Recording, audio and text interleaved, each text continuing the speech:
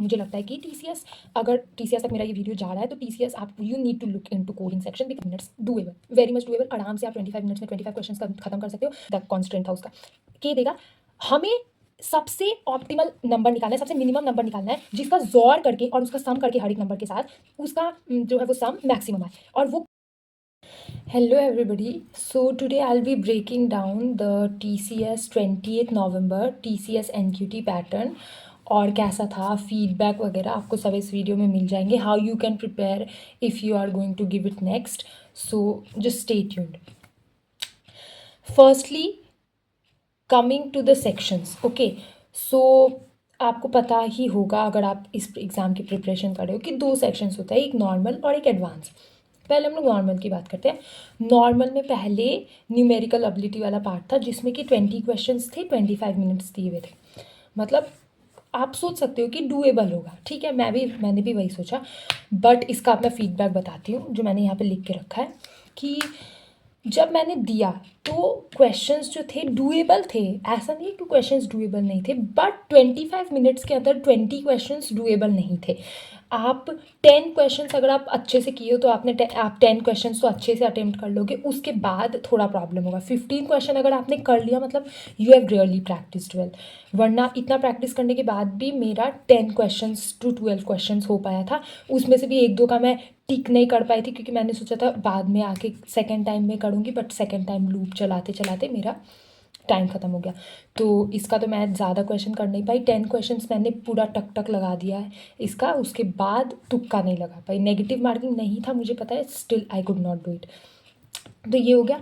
Questions किस type के थे अगर मैं वो स्पेसिफाई करूँ तो सब पढ़ के जाना है। मतलब एक ना एक क्वेश्चन हर से आया था। जैसे अब एक आप मान लो कि वो एरिया से भी आया था कि एक ट्राइंगल था, उसके बीच में एक लाइन ड्रॉ कर दिया और फिर वो लाइन जो है वो मान लो एक ट्राइंगल है पी क्यू आर, और ए पी और क्यू को काट रहा है और एक्स पी और क्यू को काट रहा है और वाई पी और आर को काट रहा है। तो मतलब मैं समझ गई बीच से एक लाइन बनाना है। तो जो ऊपर वाला ट्राइंगल है उसका एरिया क्या होगा और जो नीचे वाला ट्रेपेजियम है उसका एरिया क्या होगा अगर पी और क्यू का साइड्स 1:4 है।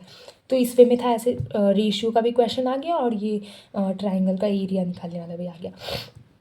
ये था वर्क वाला क्वेश्चन था, अगर 4 मैन 3 वुमेन इतना टाइम में ए बी सी अगर साथ में काम कर रहे हैं तो इतना ए ने 2 दिन बाद छोड़ा, बी ने 3 दिन बाद छोड़ा, ऐसा टाइप का एक क्वेश्चन था जिसमें मुझे अगर आप मुझे बोलोगे डिटेल मुझे जो जो क्वेश्चन याद है मैं उसका एक अलग से वीडियो बना दूंगी, बट अभी के लिए मुझे ये सब याद आ रहा है। हो गया।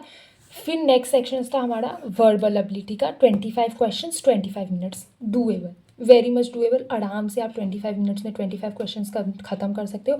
थोड़ा लेंदी था इन द फॉर्म की, काफ़ी जम्बल सेंटेंसेस आए थे, एरर वाले क्वेश्चंस आए थे जिसमें एरर पहचानना तो ऑब्वियसली मुश्किल होता है।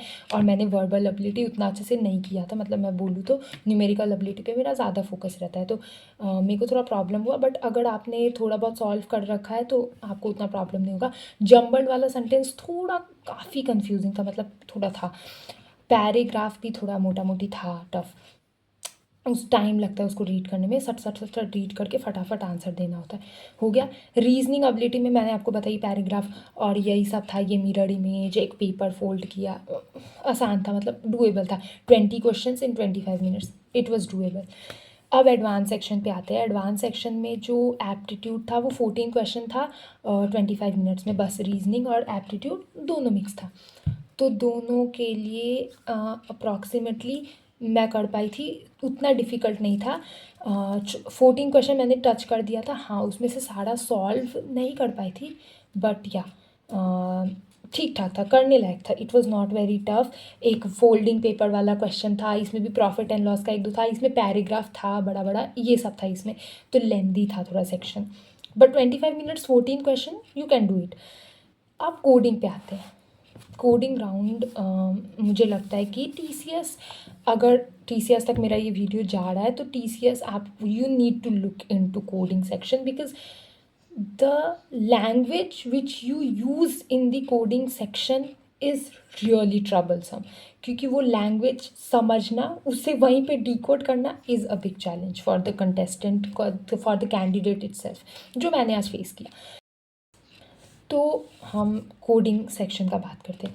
तो जो फर्स्ट क्वेश्चन था उसके लिए 30 मिनट्स मिले थे। आई डोंट नो क्यों लोग इसको टफ बोल रहे हैं, बट मुझे ये आसान टाइप का लगा। मतलब ठीक ठाक मैंने डिकोड कर लिया था थोड़े टाइम पढ़ने के बाद। भले ही लास्ट में 15 मिनट में मैंने फटाफट इसका कोड लिखा है, इसीलिए मैं लास्ट में एक दो मतलब वो एरर्स सॉल्व नहीं कर पाई थी, उसके कारण मेरा चला गया, बट एटलीस्ट मैं कर पाई, मैंने ये क्वेश्चन अटेम्प्ट किया। तो फर्स्ट क्वेश्चन क्या था कि हमें एक एरे दिया गया है सर्टेन n नंबर का और एक k दिया गया है, ठीक है। वो कोई 1 से लेकर 30 के बीच में कोई नंबर है, वो कंस्ट्रेंट था 1 से 30 जो नीचे लिखा रहता है ना, वो कंस्ट्रेंट, ठीक है। और हमें एक मिनिमम वैल्यू x फाइंड करना है जिसमें कि x को हर एक नंबर के साथ जोड़ करके जो उसका सम आता है वो मैक्सिमम आना चाहिए, समझ गए। और x जो है वो मिनिमम होना चाहिए।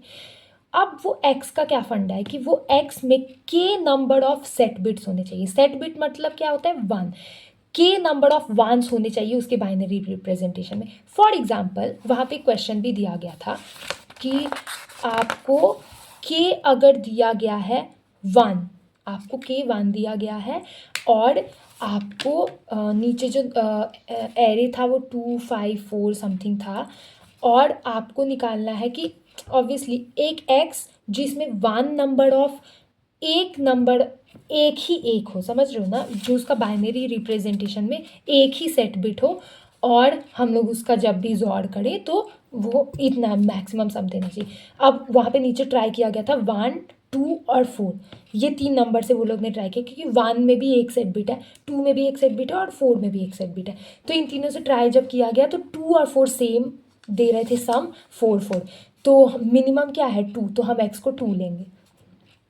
ये था क्वेश्चन। तो इसमें क्या था, मैं तुरंत समझ गई कि हमें नंबर ऑफ सेट बिट्स निकालने हैं। 1 से लेकर 30 के बीच में कोई भी एक नंबर उठाओ 1 से 30 का, और उसके बाद उसका सेट बिट्स निकालो। वो सेट बिट्स निकालने का बहुत आसान फंड है, उसको ऐड करो 1 के साथ, जो लास्ट नंबर आएगा अगर वो इक्वल टू 1 है मतलब एक सेट बिट है, तो वो काउंट प्लस प्लस कर दो, फिर उसको राइट शिफ्ट कर दो, वो वापस चला जाएगा। तो ऐसे करके अब मैंने यहाँ पे क्या गलती किया, मैंने एंड ऑपरेटर की जगह, बिट वाइज एंड के जगह मैंने जॉड ऑपरेटर का यूज़ कर दिया, और उसके कारण मेरा वहाँ पे एरर एरर एरर 3 बार आया और तीसरी बार सबमिट हो गया क्योंकि टाइम ख़त्म हो गया। तो मैंने तो ये गलती कर दी, आप लोग ऐसा मत करिएगा, ध्यान से देखिएगा, फटाफट सॉल्व कीजिएगा, थोड़ा मैं डिले कर दिया। जो सेकेंड क्वेश्चन था वो झूठ नहीं बोलूँगी, it was very bad, very miss interpreted, miss understood question जो मेरे को लगा वो सेकेंड वाला था, क्योंकि उसमें नथिंग वॉज क्लियर, क्या बोलना चाह रहा है question, what the question was intended to find. Even after seeing the example मेरे को तो पूरा क्वेश्चन याद हो गया है, लेकिन मुझे अभी भी समझ में नहीं आ रहा है उसका आंसर क्या होगा। और पता नहीं ऐसा लैंग्वेज में था कि मैं उसको चैट जीपीटी या जेमिनी किसी को भी मैं समझा ही नहीं पा रही वो क्वेश्चन। तो और किसी को भी अगर आप सही क्वेश्चन नहीं समझाओ तो हमेशा उसका आंसर गलत ही आएगा।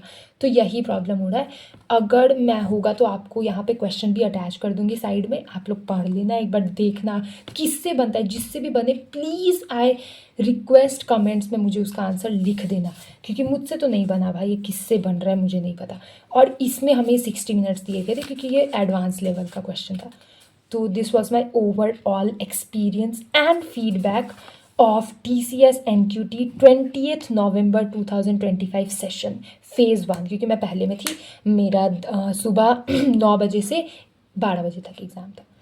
सो this was my overall experience. Please tell me और किस किस ने दिया ये एग्ज़ाम और उनको कैसा लगा, क्या वो मेरे से रिलेट कर पा रहे हैं about this, are we on the same page about how I felt about the exam and how you felt about the exam.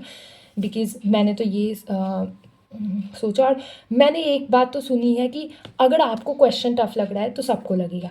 तो अगर कोई भी देने वाला है तो ये मत सोचो अरे बाप रे बहुत डिफ़िकल्ट तो आ रहा है, देखो क्वेश्चंस, बिकॉज अभी इतना चैट जीपीटी का ज़माना है कि वो लोग को अपना लेवल बढ़ाना ही पड़ेगा, ठीक है, क्योंकि हर चीज़ अवेलेबल है आसानी से, तो लोग प्रिपेयर होके आ रहे हैं। इट्स वेरी ऑफन कि लोग प्रिपेयर होके आएंगे, तो उन्हें भी अपना लेवल बढ़ाना पड़ेगा to meet with the criteria और to select the best one out. तो इस पर मुझे कुछ बुरा नहीं लगता है कि वो लोग ने इतना टफ सेट किया, वो लोग सेट करेंगे, हमारे ऊपर हम कितने अच्छे से प्रिपेयर करके जाएं।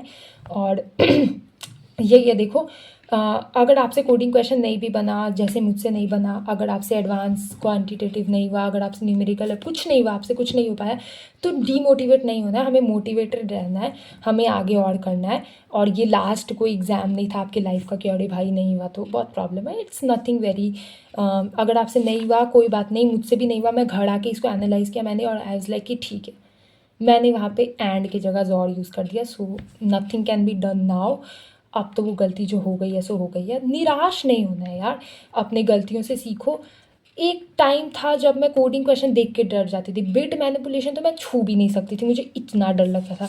बट अभी एक टाइम है जो मैंने बिट मैनिपुलेशन का क्वेश्चन वहाँ पे कोड कर दिया विथ टेकिंग द इनपुट्स। मुझे लगा इनपुट्स लेने में, इनपुट भी मैंने ले लिया ढंग से, तो एवरीथिंग वॉज फाइन।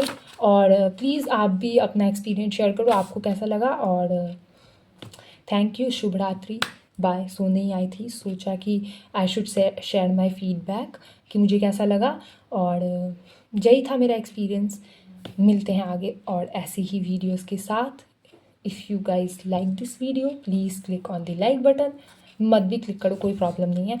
एंड अगर आपको अच्छा लग रहा है तो चैनल सब्सक्राइब कर दो। मे बी फ्यूचर में और कुछ नया आए, मैं अपने एक्सपीरियंसेस शेयर करूँ और आप भी अपने एक्सपीरियंस शेयर करो कमेंट सेक्शन पे, ताकि हम सब बात कर सकें।